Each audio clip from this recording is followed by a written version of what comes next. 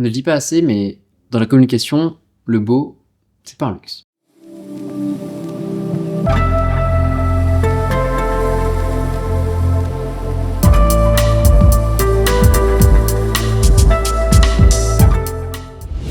Je m'appelle Vianney, je suis chargé de production et réalisateur. Et au quotidien, dans ma structure, toutes les personnes avec qui je travaille, et même moi, pour ma manière de travailler, c'est devenu comme une boussole. Parce que c'est la seule chose que la technologie n'a pas remplacée, à savoir l'émotion.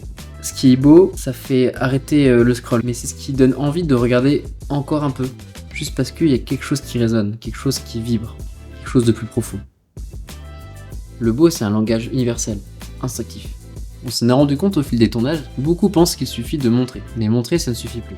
Dans la production de contenu, il y a 4 piliers, la technique, la rapidité, le volume et l'émotion. Aujourd'hui, les 3 premiers, on est extrêmement assisté pour pouvoir les faire, pour stabiliser, corriger, traiter une image. Et donc encore un axe qu'on n'est pas capable de déléguer entièrement, qu'il faut encore que l'on gère nous-mêmes, c'est la capacité à ressentir et à transmettre ce ressenti.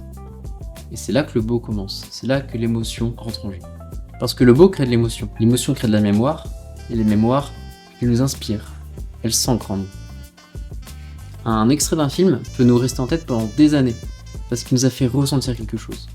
Et ça, aucun algorithme ne peut le comprendre. Il peut le simuler, mais il ne peut pas le vivre. Chercher le beau, ce n'est pas être perfectionniste, ce n'est pas lisser la vérité, mais c'est viser la sincérité. C'est se demander qu'est-ce que cet axe de caméra raconte. En quoi cette lumière change la perspective de mon personnage. C'est accorder une vraie attention à ce que l'on filme. Et à force de projets, d'expériences, on se rend compte que ce que l'on filme, ça devient vivant quelque part. Et c'est ça qui distingue d'un simple contenu. Et c'est pour ça que le beau c'est si important pour nous et dans notre quotidien. Parce qu'il connecte, parce qu'il raconte, parce qu'il rassemble les gens. Dans un monde qui est saturé de contenus de vidéos de consommation produits en masse, où tout se génère instantanément, choisir de viser le beau, c'est choisir le vrai. L'authentique. C'est peut-être pour moi aujourd'hui le dernier avantage profondément humain. Alors voilà, si on parle du beau, c'est pas pour faire joli.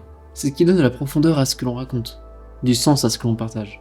Si vous aussi ça vous parle, si cette manière de voir le monde vous touche, vous pouvez vous abonner, parce qu'il y a encore plein de choses à raconter.